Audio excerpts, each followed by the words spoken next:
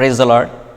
మన ప్రభువును ప్రియరక్షకుడునైన యేసుక్రీస్తు యొక్క శ్రేష్టమైన నామంలో మీ అందరికి కూడా శుభాభివందనాలు. ప్రాథమిక క్రైస్తవ సత్యాలు అనే యొక్క కార్యక్రమానికి తిరిగి స్వాగతం. ఈరోజు మనము 3వ అంశాన్ని జ్ఞాపకం చేసుకుందాం. ఆరిజిన్ ఆఫ్ సాటన్, సాతాన్ యొక్క పుట్టుక. సాతాన్ ఎలాగూ ఈ అందమైన దేవుడు సృజించిన మంచి ప్రపంచంలోనికి రాగలిగాడు? సాతాను ఎందుకు దేవుడు సృష్టించాడు? చెడుని ఎందుకు దేవుడు అనుమతిస్తున్నాడు?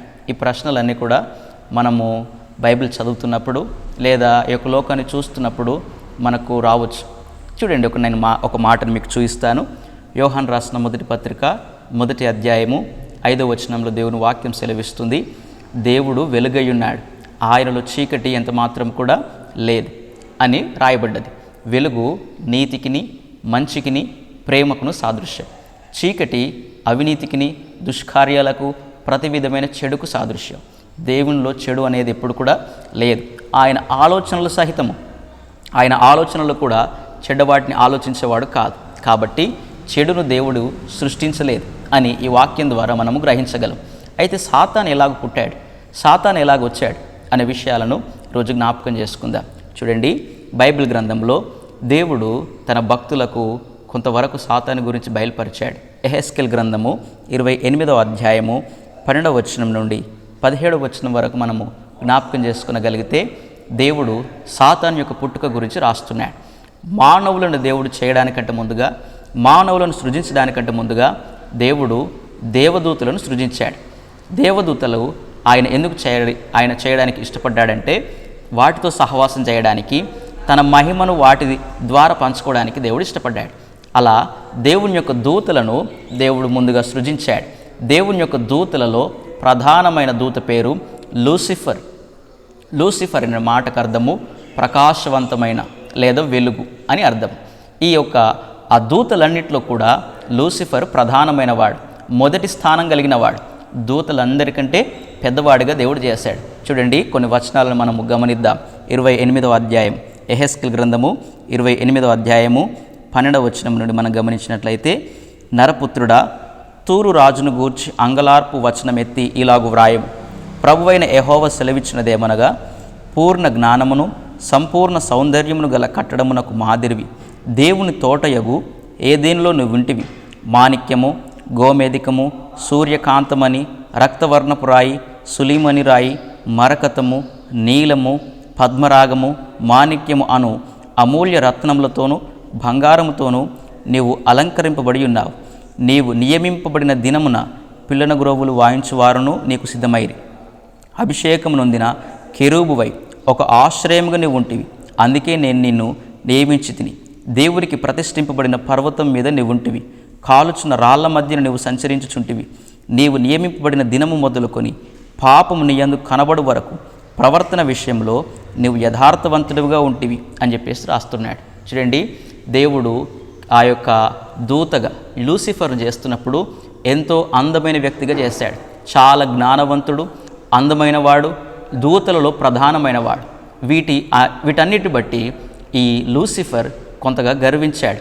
దేవుని స్థానం తర్వాత లూసిఫరే 2వ స్థానంలో ఉన్నాడు. అంత గొప్పగా, అంత ఉన్నతమైన ఆ స్థానాన్ని దేవుడు ఇచ్చినప్పటికీ లూసిఫర్ దాన్ని బట్టి సంతోషించలేకపోయాడు. తన స్థానాన్ని బట్టి సంతోషించక దేవుని యొక్క సింహాసనాన్ని కోరుకున్నాడు. దేవుని స్థానానికి ఎక్కి వెళ్ళాలని అభిప్రాయపడ్డాడు. చూడండి, దీన్నే గర్వం అంటారు. తనకు అర్హత లేని స్థానంలోనికి వెళ్ళడానికి, తనకంటే పై ఉన్న అధికారాన్ని ధిక్కరించడానికి లూసిఫర్ ఇష్టపడ్డాడు. ఇది రెబెలియస్ యాటిట్యూడ్, అనగా వ్యతిరేకతతో కూడిన స్వభావం. ఈ రోజుల్లో చాలామంది పిల్లలలో మనము ఇటువంటి స్వభావాన్ని చూస్తున్నాం. తల్లిదండ్రులను వ్యతిరేకించే పిల్లలను చూస్తున్నాం. విద్యార్థులు టీచర్లను వ్యతిరేకిస్తున్నారు. ఉద్యోగస్తులు వారి పై మేనేజ్మెంట్ వారిని వ్యతిరేకిస్తున్న వారు ఉంటున్నారు. ఇది ఒక హీరోయిక్, అనగా దీన్ని బట్టి ధైర్యవంతులుగా పిలువబడుతున్నారు అనుకుంటున్నారు. కానీ ఇది దురాత్మకు సంబంధించింది. అధికారాన్ని ధిక్కరించడం అనేది ఇది పూర్తిగా లూసిఫర్ స్వభావం. చూడండి, ఇంకో మాట కూడా ఇంకో చోట దేవుడు మనకు బోధిస్తున్నాడు. యెషయా గ్రంథము 14వ అధ్యాయము 12వ వచనంలో దేవుని వాక్యం సెలవిస్తుంది, తేజో నక్షత్రమా, వేకువ చుక్క, నువ్వెట్లు ఆకాశం నుండి పడితివి, జనములను పడగొట్టిన నీవు నేల మట్టము వరకు ఎట్లు నరకబడితివి. నేను ఆకాశమునకెక్కిపోయేదను, దేవుని నక్షత్రములకు పైగా నా సింహాసనమును హెచ్చింతును, ఉత్తర దిక్కునున్న సభాపర్వతం మీద కూర్చుందును, మేఘమండలం మీదకి ఎక్కుదును, మహోన్నతినితో నన్ను సమానునిగా చేసుకుందును అని నీవు మనసులో అనుకుంటివి కదా. నీవు పాతాళమునకు, నరకంలో ఒక మూలకు త్రోయబడితివే అని చెప్పేసి రాస్తున్నాడు. చూడండి, సాతాను లేదా లూసిఫర్ తన హృదయాల్లో దేవుని యొక్క సింహాసనాన్ని కోరుకున్నాడు. దేవుని సింహాసనాన్ని అధిష్ఠించాలని అభిప్రాయపడ్డాడు. ఎప్పుడైతే ఆయనలో ఈ చెడు ఆలోచన వచ్చిందో, ఈ యొక్క చెడు ఆ తలంపు వచ్చిందో, ఆ వెంటనే రైట్ ఎట్ ద మూమెంట్ వెంటనే ఆ దూత కాస్త సాతానుగా మార్చబడ్డాడు. దూతలకు నిర్ణయించుకునే హక్కునిచ్చాడు, మానవులకు కూడా నిర్ణయించుకునే హక్కునిచ్చాడు. ఎక్కడైతే నిర్ణయించుకునే హక్కు ఉంటుందో అక్కడ తప్పిదాలు జరిగే ప్రమాదం కూడా ఉంటుంది. దేవుడు వాటిని కేవలము తన మాట వినే ఒక మెషిన్లలాగా చేయడానికి ఇష్టపడలేదు, కానీ వారి అభిప్రాయాలను పంచుకోవడానికి, నిర్ణయించుకోవడానికి, ఎంచుకోవడానికి దేవుడు అవకాశాన్ని ఇచ్చాడు. అయితే ఈ దూత దాన్ని దుర్వినియోగపరుచుకుంది. దేవుణ్ణి ఆ యొక్క సింహాసనం భ్రష్టుని చేసి తానే ఆ యొక్క సింహాసనం మీద కూర్చోవడానికి సాతాను ఇష్టపడ్డాడు. అయితే ఎప్పుడైతే తన హృదయంలో చెడు పుట్టిందో వెంటనే దేవుడు ఆ దూతను అక్కడి నుండి తన స్థానం నుండి కిందికి పడద్రోశాడు. అది సరాసరి భూమి మీదకి వచ్చి పడ్డాడు అని చెప్పేసి రాస్తున్నాడు. చూడండి, దేవుడు చేసిన ఈ సృష్టిని సాతాను పతనము చాలా పాడు చేసింది. అలా ఈ లోకంలోనికి చెడు పుట్టడం ప్రారంభించింది. చూడండి, ఈ వాక్యాన్ని వింటున్న మనమందరము ఒక పాఠాన్ని నేర్చుకోవాలి. పాపం యొక్క పుట్టుక ఎక్కడ ప్రారంభమైంది? గర్వము మరియు స్వార్థము. తనకిచ్చిన సింహాసనాన్ని బట్టి సంతోషించక దేవుని యొక్క సింహాసనాన్ని కోరుకుని గర్వించాడు లూసిఫర్. తరువాత స్వార్థపూరితంగా ప్రవర్తించాడు. దీనివల్ల తనకున్న సింహాసనాన్ని కోల్పోయాడు. సామెతల గ్రంథంలో దేవుని వాక్యం సెలవిస్తుంది, నాశనానికంటే ముందు గర్వం నడుచును అని చెప్పేసి రాస్తున్నాడు. అయితే దీన్ని సరిచేయడానికి యేసుక్రీస్తుల వారు ఒక లోకంలోనికి వచ్చాడు. ఆయన ఫిలిప్పీ పత్రిక 2వ అధ్యాయం 5వ వచనం నుండి 9వ వచనం వరకు మనము జ్ఞాపకం చేసుకున్నట్లయితే ఆయన దీనుడిగా వచ్చాడని దేవుని వాక్యం సెలవిస్తుంది. యేసు దేవునితో సమానమైన వాడిగా ఉండడానికి యోగ్యుడు అని దేవుని వాక్యం సెలవిస్తుంది. పరిపూర్ణుడు మరియు పరిశుద్ధుడు కూడా. అయితే దేవుడు తన సింహాసనాన్ని వదిలిపెట్టాడు. యేసు తన సింహాసనాన్ని వదిలిపెట్టి చాలా పేదరికమైన మరియు ఎవరు ఎన్నికలేని చేయని స్థానాన్ని కోరుకున్నాడు. తాను పుట్టడానికి ఒక పశువుల పాకను ఎన్నుకున్నాడు. కనీసం ఒక ఇల్లును కూడా ఆయన ఎన్నుకోవడానికి ఇష్టపడలేదు. ఎవరు కూడా జన్మించిన విధంగా ఆయన జన్మించాడు. తన మరణం కూడా అలాగే ఉన్నది. కనీసం ఆయనకు సమాధి చేయడానికి తనకంటూ ఒక సొంత సమాధి కూడా లేనివాడిగా ఉన్నాడు. ఈ యొక్క లోకంలో అంతటి దీనత్వంతో యేసు జీవించగలిగాడు. యేసు ఉన్నాడు. ఈ 2 ఆత్మల చేత ఈరోజు ప్రజలు ఏదో ఒక ఆత్మ చేత ప్రభావితం చేయబడతారు. కొందరేమో గర్విష్ఠులుగా, స్వార్థపరులుగా ఉంటారు. ఇంకొందరేమో దీనులుగా, తర్వాత విధేయులుగా ఉంటారు. చూడండి, క్రీస్తులో జన్మించిన మనమందరం కూడా క్రీస్తు యేసుని కలిగి జీవించాలని దేవుని వాక్యం సెలవిస్తుంది. లూకాసు వార్త 2వ అధ్యాయం 51వ వచనంలో దేవుని వాక్యము మనకు ఏమని బోధిస్తుందంటే, యేసు తాను జీవించిన జీవితంలో తన తల్లిదండ్రులకు విధేయుడిగానే జీవించాడు. చూడండి, మరియా యోసేపులు ఇద్దరు కూడా వారు అసంపూర్ణులు, మనవలే పాపులు కూడా, సంపూర్ణమైన జ్ఞానం కలిగిన వారు కూడా కాదు, మరియు పరిశుద్ధులు కూడా కాదు. కానీ ఈ లోకంలో వారు తల్లిదండ్రులు గనక యేసు వారికి లోబడ్డాడు, వారికి విధేయత చూపించాడు. చూడండి, ఆ సంపూర్ణమైన జ్ఞానవంతమైన పరిశుద్ధుడైన దేవునికేమో సాతాను లోబడలేకపోయాడు. అసంపూర్ణమైన మరియు సంపూర్ణ జ్ఞానం లేని మనుషులకేమో యేసు లోబడగలిగాడు. చూడండి, ఇదే దైవికమైన స్వభావానికి సూచన, నిదర్శనం. ఇందులో ఏదో ఒక ఆత్మచేత మనమందరం కూడా నడిపించబడుతున్నాం. దయచేసి ఈరోజు ఒక ప్రశ్న వేసుకుందాం.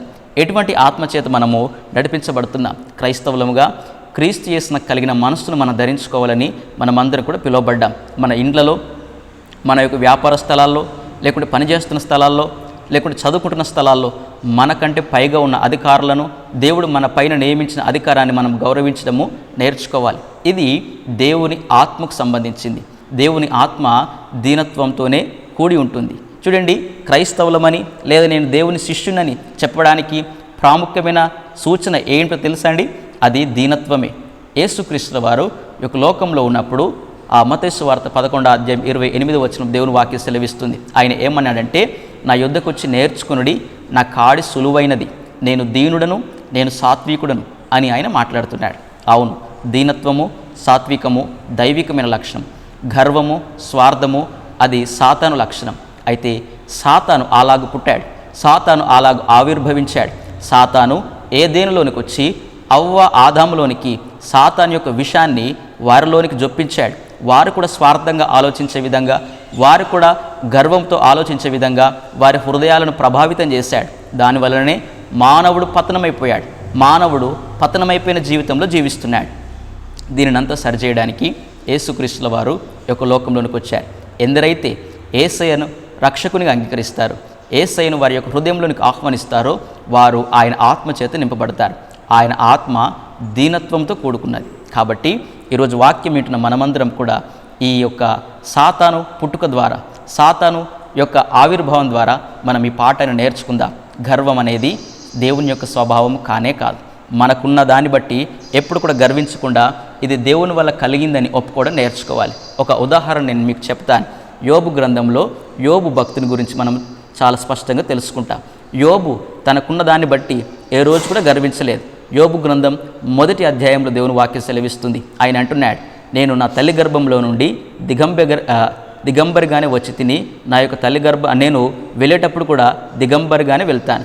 దేవుడిచ్చాడు, దేవుడు తీసుకున్నాడు, దేవుని నామానికి స్తోత్రములు అని ఆయన చెప్పగలిగాడు. చూడండి, ఆయన ఆస్తిపాస్తులను బట్టి, ఆయనకున్న హోదాను బట్టి, ఆయనకున్న ఘనతను బట్టి తనను తాను హెచ్చించుకొనకుండా ఇది దేవుని వల్ల కలిగిందని ఒప్పుకున్నాడు. ఒక నిజమైన క్రైస్తవుడు, ఒక నిజమైన దేవుని శిష్యుడు ఇలాగే జీవిస్తాడు. కాబట్టి మన జీవితంలో మనకున్న మెటీరియలిస్టిక్ థింగ్స్, లోకపరమైన దేన్ని బట్టి కూడా మనం గర్వించక ఇవన్నీ కూడా దేవుని కలిగినవని ఒప్పుకోవడం నేర్చుకోవాలి.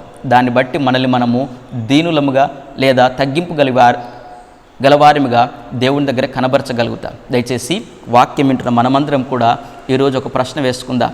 మనము ఏ ఆత్మచేత నడిపించబడుతున్నాం? ఒకవేళ సాతాను ఆత్మచేత నడిపించబడుతున్న వారమైతే ఈరోజు దేవుని సన్నిధిలో మనల్ని మనము పశ్చాత్తాపడదాం. దేవుని దగ్గర మన పొరపాటును ఒప్పుకుందాం. దేవుడు కరుణావాత్సల్యం గలవాడు. దేవుడు మనల్ని అందులోంచి విడిపిస్తాడు. సాతాను అనేకులను ప్రేరేపించి చాలామందిని రోజు లోకంలో ఇటువంటి ప్రభావితం చేత వారిని నింపి వారిని పాడు చేస్తున్నాడు. ఎంతోమంది వాడికి బానిసలైపోయారు. అయితే యేసయ్యలో ఉన్నవారు వీటి నుంచి, సాతాను అధికారం నుంచి రక్షింపబడతాడు. దేవుడు కూడా మనల్ని అలాగే రక్షించాడు. వాక్యం వింటున్న మనమందరం కూడా మనల్ని ఒకసారి పరీక్షించుకుందాం. ప్రభు చిత్తమైతే మరొక బైబిల్ స్టడీలో మిమ్మల్ని కలుసుకునే ప్రయత్నం చేస్తాను. దేవుడు కొద్ది మాటల వాక్యాన్ని దీవించి ఆశీర్వదించునుగాక.